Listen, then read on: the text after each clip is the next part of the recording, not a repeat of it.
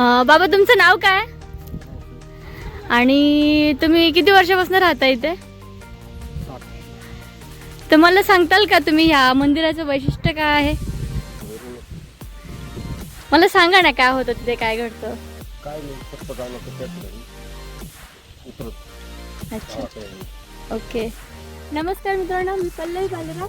Mini ब्लॉगमध्ये तुमचं सगळ्यांचं स्वागत आहे. तर आज मी पेडाळा गावामध्ये एक असं छान मंदिर आहे. तिथे भैरवनाथांचं मंदिर आहे. तर तुम्ही बघू शकता मित्रांनो.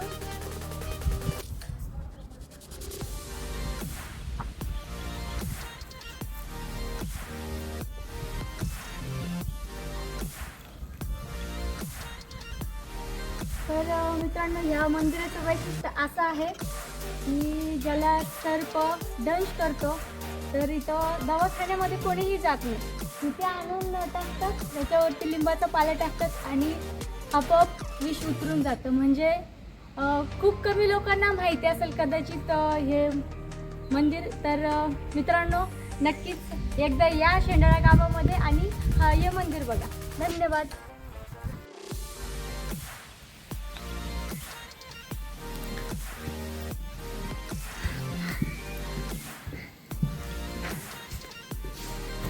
तर महिलांना आतमध्ये प्रवेश नाही आहे.